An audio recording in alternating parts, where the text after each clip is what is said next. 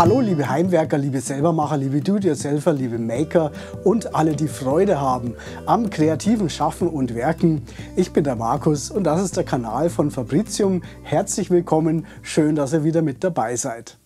Ja, vor circa 3 Jahren haben wir ein Video eingestellt zu diesem Mittenfinder Deluxe und das ist zumindest Stand heute das erfolgreichste Video von Fabricium. Mit roundabout 340.000 Aufrufen ist das für einen zumindest so kleinen Kanal wie Fabricium natürlich eine ordentliche Sache und ich möchte mich recht herzlich an der Stelle bei euch, der Community und den Zuschauern dafür bedanken. Ihr habt das natürlich erst möglich gemacht, also vielen, vielen herzlichen Dank dafür, das ist großartig.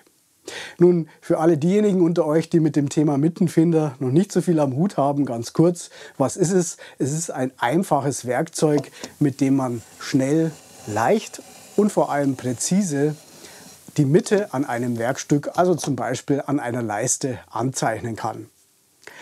Dieser Mittenfinder hat mir in den letzten 3 Jahren treue Dienste geleistet. Euch, der Community, aber auch mir selbst sind jedoch einige Punkte aufgefallen, die verbesserungswürdig sind.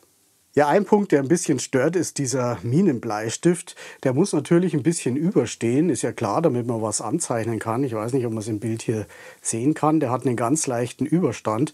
Und dieser Überstand führt natürlich dazu, dass wir hier auch so ein leichtes Kippeln haben. Also der liegt nicht wirklich plan auf. Ich sage mal, das ist jetzt nicht super schlimm. Ich glaube, das wird jetzt auch keinen riesen Einfluss auf die Genauigkeit haben. Aber es ist halt einfach nicht optimal gelöst. Was mich am meisten stört, und damit kommen wir zum zweiten Punkt, der verbesserungswürdig ist, das ist diese 0,5 mm Bleistiftmine. Ich habe hier ja so einen Druckbleistift modifiziert und verbaut und diese Minen halten einfach nicht viel aus. Wenn man jetzt hier so ein ungehobeltes Stückchen Holz hat, dann reißt die eigentlich sofort ab. Also hier hat man den Rest und anzeichnen ist nicht vernünftig möglich. Dafür ist die einfach zu schwach. Ein weiterer Punkt, der jetzt nicht super schlimm ist, aber halt auch nicht besonders schön. Und man sieht es hier schon, diese Einstellschraube hier hinten hinterlässt hier ihre Spuren in dem Messingröhrchen. Das Röhrchen ist einfach zu dünn und somit haben wir einen Abdruck da drin. Das heißt, der Umfang wird auch verformt und das führt halt dann dazu, dass man den Stift auch nicht mehr so optimal einschieben kann. Der geht relativ schwer rein und wieder raus. Ja, wie gesagt, nicht super schlimm, aber jetzt auch nicht unbedingt das, was man haben will. Der nächste Punkt entspringt aus den Kommentaren von einigen Zuschauern. Vielen Dank dafür schon mal. Und zwar hätten sie gerne diese Sohle verschraubt gesehen, statt nur in Anführungszeichen verklebt, so wie es ich gemacht habe. Nun, warum habe ich sie verklebt? Zum einen haben wir da natürlich eine schöne formschlüssige Verbindung zwischen Messing und Holz und haben hier keinerlei Spalte oder Fuge. Zum anderen fand ich es einfach aus ästhetischen Gründen schöner, hier keine Schrauben zu haben, stattdessen nur das blanke Messing. Aber das ist natürlich eine Geschmackssache. Das bringt uns zu einer weiteren Verbesserungsmöglichkeit, und zwar ist es diese kleine Gewindehülse hier, die als Achse für unsere 3 Kugellager diente, zumindest bisher. Nun ist es kein Präzisionsbauteil, soll heißen, ich habe schon welche erwischt, da gingen die Lager überhaupt nicht drüber, oder aber andere, da hatten die Lager dann Spiel. Das heißt, für diese Anwendung ist diese Hülse nicht unbedingt die beste Wahl und da sollten wir uns ein geeigneteres Bauteil heraussuchen. Ja, da haben sich doch einige Punkte angesammelt, um diesen kleinen Helfer zu verbessern. Wir haben uns natürlich schon Gedanken dazu gemacht und die schauen wir uns direkt in der Konstruktion an. Auf geht's zum Mittenfinder Deluxe 2.0. Ja, liebe Zuschauer, für den aktuellen Druckminenbleistift im Mittenfinder haben wir uns eine Alternative überlegt. Ich nenne den einfach mal Scriber. Dieser Scriber ist folgendermaßen aufgebaut und zwar haben wir hier eine Führungshülse. In dieser Führungshülse läuft ein Hubelement. Dieses Hubelement ist gefedert und zwar mit einer Druckfeder. Nun, was passiert, wenn wir das Ganze jetzt einfach mal über eine schiefe Ebene laufen lassen?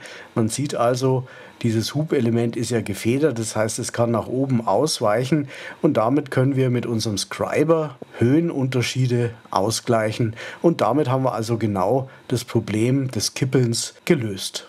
Alles schön und gut, aber womit setzen wir jetzt eine Markierung? Nun, es gibt sogenannte ewige Bleistifte, die man ohne Nachspitzen lange verwenden können soll. Was lange konkret bedeutet, bleibt natürlich noch zu überprüfen. Mein erster Eindruck ist jedoch ganz gut und man kann diese Einsätze auch relativ günstig nachkaufen.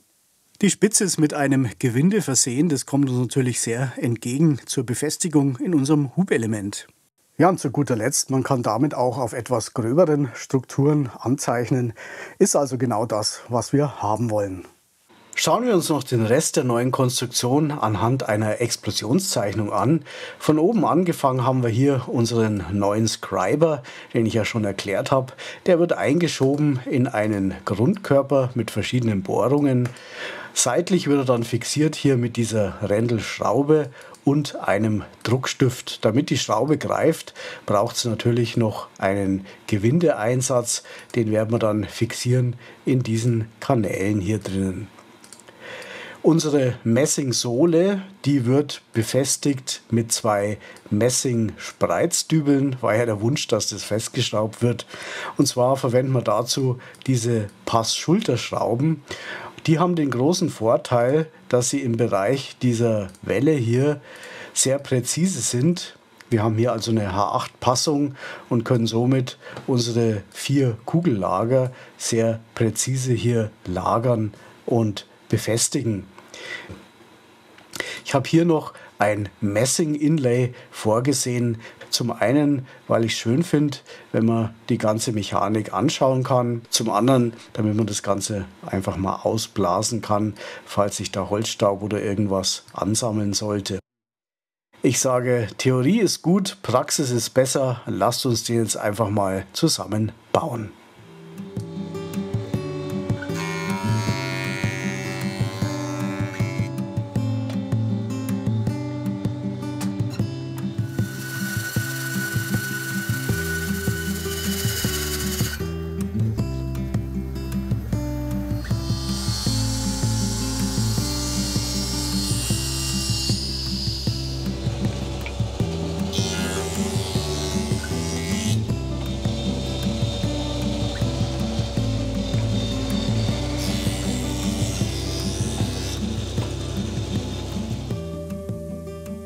Jo, so lassen wir es.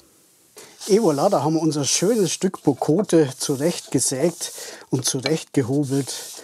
Ein wunderbares Holz.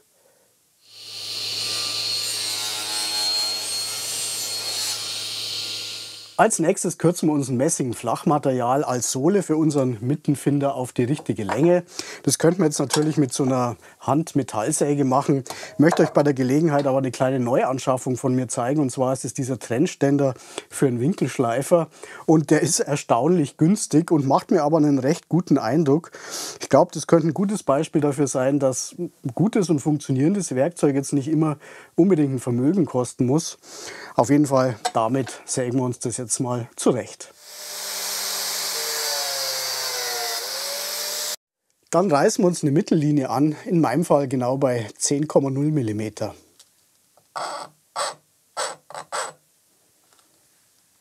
Das Zentrum und eine Position für die Passschraube habe ich auch schon mal angerissen. Die zweite braucht man nicht, das sehen wir später warum. Statt Doppelklebeband nehmen wir die Methode normales Klebeband und ein paar Tropfen Sekundenkleber und kleben damit unsere Sohle provisorisch am Grundkörper fest und bohren dann die Bohrungen. Die Methode hat mir ein Zuschauer empfohlen. Herzlichen Dank dafür. Das Werkstück natürlich vernünftig eingespannt und wir fangen an und bohren uns zunächst diese Zentrumsbohrung hier mit so einem Stufenbohrer bis 10 mm. Den Rest bohren wir dann mit einem Spiralbohrer auf.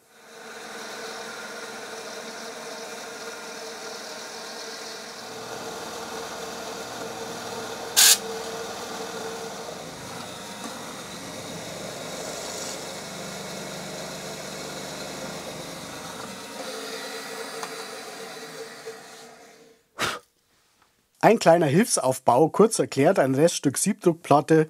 Darin habe ich eine 10 mm Aluachse eingelassen, einfach ein Stück Rundmaterial abgeschnitten. Man kann auch einen Dübel nehmen, wenn man sowas nicht hat. Und damit habe ich hier hinten einen Anschlag erstmal so eingestellt, dass also unser Grundkörper hier genau in der richtigen Position positioniert ist. Und wir können das Ganze dann für das zweite Loch oder für die zweite Bohrung einfach umdrehen und bohren dann exakt im selben Abstand unsere zweite Bohrung für die Passschraube. Und zwar bohren wir zunächst mit einem Zentrierbohrer.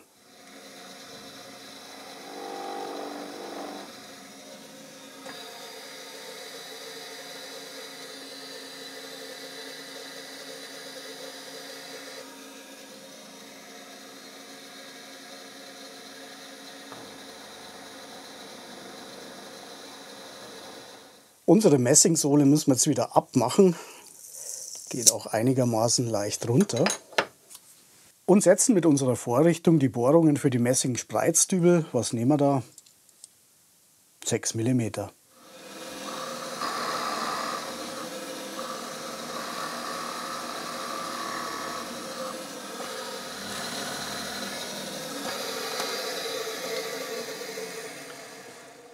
Die Bohrungen in der Messingsohle habe ich aufgebohrt mit 5 mm.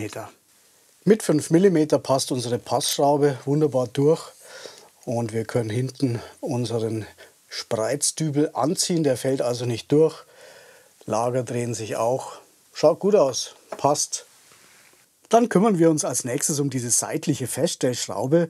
Damit wollen wir unseren Scriber festziehen. Das heißt, wir brauchen eine seitliche durchgängige Bohrung bis zur Mitte. Und dann brauchen wir vorne noch ein Sackloch, damit dieser Schaft ein bisschen verschwindet und die Schraube nicht so weit raussteht. Bei dem Bocote Stirnholz sieht man den anderes so schlecht, deswegen habe ich mir da jetzt ein Klebeband drauf gemacht. Ja, wie spannt man so ein längliches Stück exakt rechtwinklig ein? So ein digitaler Winkelmesser ist ein gutes Hilfsmittel dafür.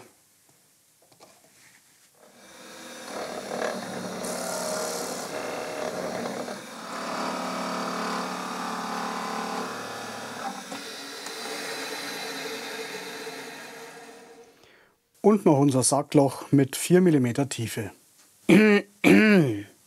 Markus. Oh je, mein kleiner Aufpasser meldet sich. Ich glaube, das Sackloch hast du zu früh gebohrt. Ja, leider hat er recht. Die beiden Stirnflächen von unserem Grundkörper, die sind ja noch nicht final und müssen noch bearbeitet werden. Das heißt also, auch die Tiefe von dem Sackloch wird sich damit nochmal ändern. Naja, aber immerhin wissen wir schon mal, wo es hingehört. Und dann müssen wir halt einfach noch ein bisschen nachbohren. Und dann passt das. Aber jetzt ist sowieso erstmal genug mit dem Bohren. Jetzt machen wir weiter mit dem Scriber.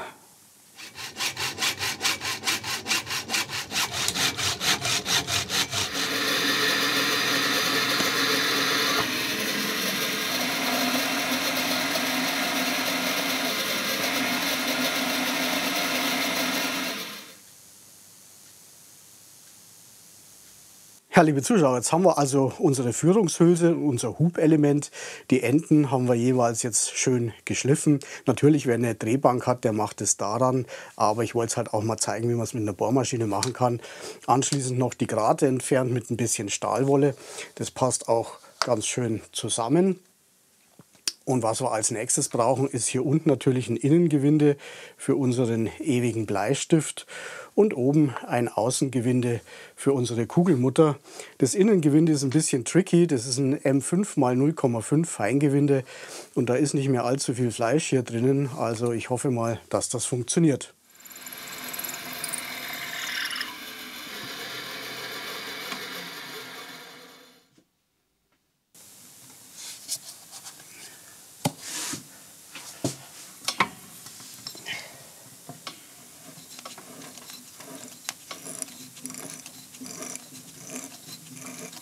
Die ersten paar Gewindegänge, die mache ich ganz gerne in der Bohrmaschine, damit man senkrecht reinkommt.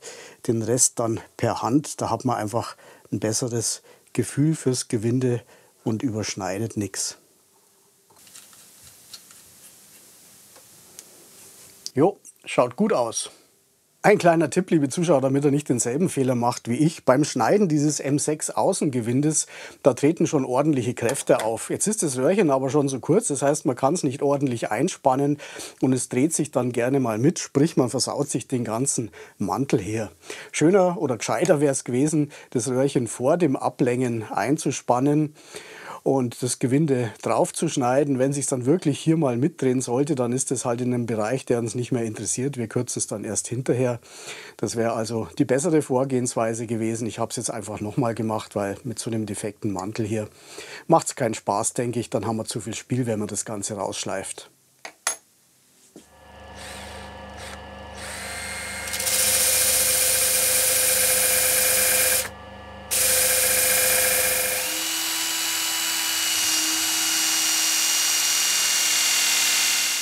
Dann haben wir alles zusammen. Unser ewiger Bleistift, darüber eine Beilagscheibe. Kann sein, dass man die ein bisschen aufbohren muss. Meine war ein bisschen zu eng vom Innendurchmesser her. Darüber unser Hubelement. Darüber kommt die Feder. Dann unsere Führungshülse. Dann unsere runde Mutter. Jetzt werden viele fragen, warum hat er die rund gemacht? Einfach der Optik halber, weil das hier auch rund ist, dann hat mir das besser gefallen. Damit kann man auch ein bisschen die Federvorspannung einstellen. Also wenn man die weiter runterschraubt, dann kriegt die Feder ein bisschen Vorspannung und geht damit härter. Und zum Schluss noch unsere Kugelmutter oben drauf. Und so schaut er aus, unser neuer Scriber. Federt auch und schreibt natürlich auch. Ja, da kommt doch einiges an Bauteilchen zusammen für diesen Mittenfinder Deluxe 2.0. Und ich kann aus eigener Erfahrung berichten, dass es ganz schön mühsam sein kann, die alle einzeln einzukaufen. Insofern stellt sich die Frage, ob ihr Interesse habt an einem Materialsatz für diesen Mittenfinder. Wir bieten ja bereits 2 Materialsätze an, einen für den Linealanschlag und einen für den Cutter. Und ich könnte mir vorstellen, dass das ein guter Kandidat ist für einen dritten Materialsatz. Ich habe oben meine Abstimmung verlinkt. Nehmt doch bitte gerne daran teil. Dann kriegen wir ein bisschen ein Feedback, ob es ein Interesse dafür gibt. Und wenn ja, werden wir auf jeden Fall auf unserer neuen Webseite, ja, sie wird in der Tat bald kommen, sie wird bald fertig sein, weitere Infos dazu preisgeben. Herzlichen Dank schon mal im Voraus. Jetzt kann es sein, wie in meinem Fall, dass die Hülse ein Ticken zu stark ist. Die geht also nur sehr streng in unsere 10er Bohrung. Nun, wenn man jetzt keine Drehbank zu Hause hat, kann man sich behelfen mit einem Stück Schleifpapier, aufgeklebt auf einem planen Reststück. Und damit schleifen wir uns das ganz vorsichtig, passgenau. Die Hülse soll natürlich spielfrei, aber auch einigermaßen leicht in diese 10er Bohrung passen.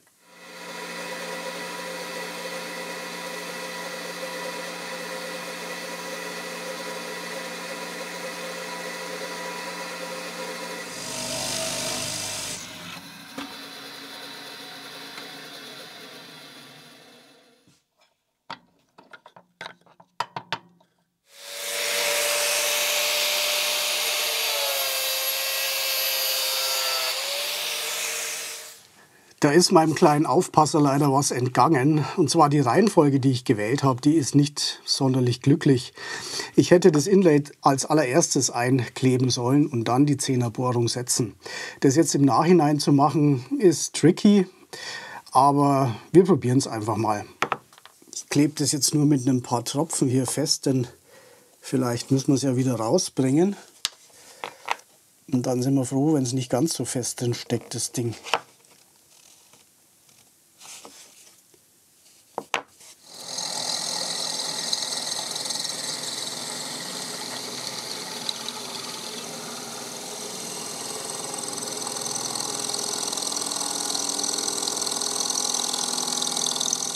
Hat eigentlich ganz gut geklappt. Innen habe ich einen ganz kleinen Grat hier, beziehungsweise ja, ist schon fast so eine Wulst.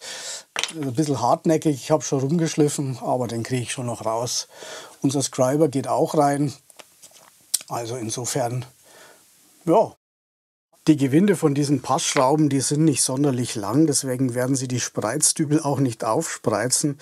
Und daher klebe ich die mit ein bisschen Sekundenkleber ein.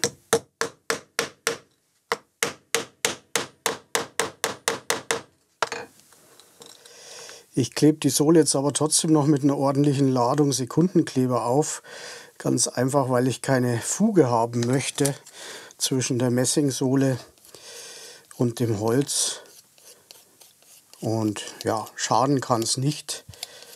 Das mag jetzt der ein oder andere für übertrieben halten, aber ich mache das jetzt einfach mal. Vorher natürlich angeschliffen und entfettet das Ganze. Dann legen wir sie mal auf.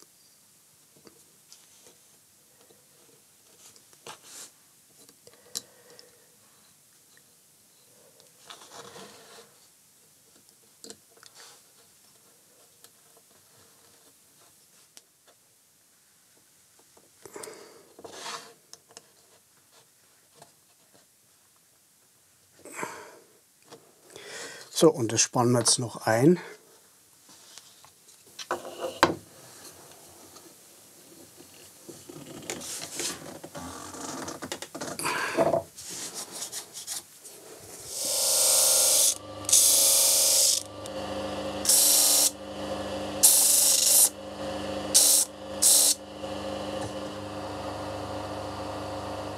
Ja, liebe Zuschauer, das Schleifen der Seiten- oder Stirnflächen hat ganz gut funktioniert.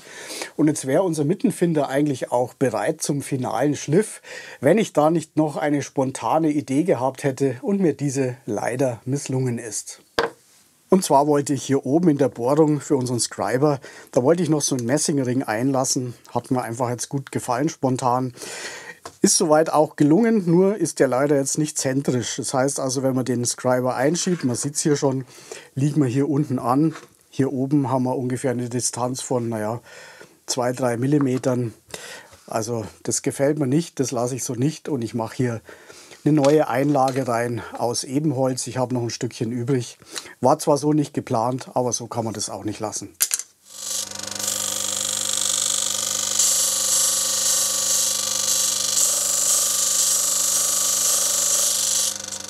So, und dieses Mal nehme ich eine Schablone, eine Bohrschablone, in der Hoffnung, dass es damit dann zentrisch wird. Ich bohre das jetzt einfach auf 25 mm und setze da eben so einen Ebenholzkreis nochmal ein.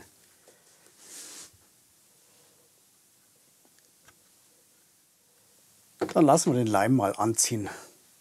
Ja, ich glaube, das gefällt mir ganz gut. Schaut vielleicht sogar besser aus als vorher.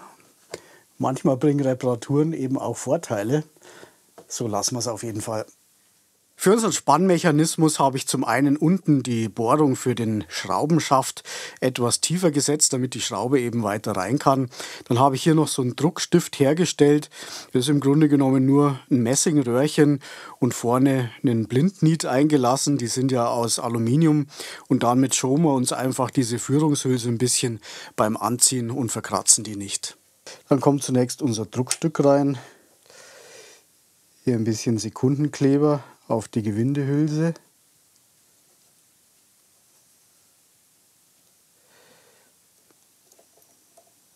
So.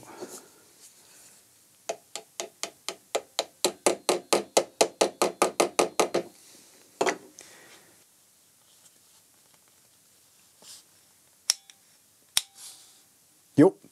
Lässt sich festziehen, dann sind wir jetzt wirklich so weit, dass wir das Ganze final schleifen können und danach wird es eingeölt.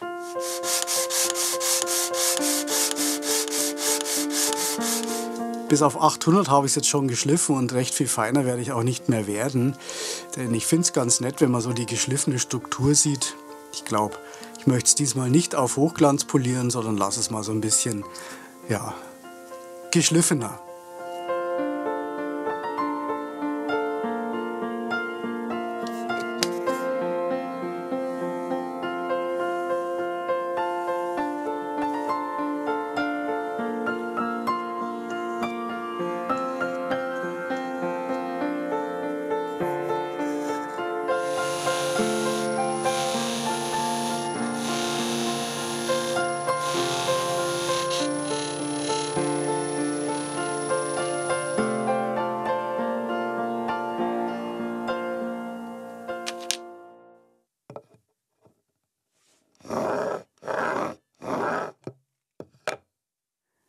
Ja, liebe Zuschauer, jetzt ist er fertig, unser Deluxe Mittenfinder 2.0. Mir hat der Bau sehr viel Freude bereitet. Was meint ihr? Ist er uns gelungen? Bin gespannt auf eure Antwort und wie immer die auch aussehen mag. Ich bedanke mich auf jeden Fall recht herzlich für eure Zeit. Schön, dass ihr mit dabei wart. Freue mich aufs nächste Video zusammen mit euch und bis dahin wünsche ich euch alles Gute. Macht's es gut, bleibt gesund. Servus, euer Markus.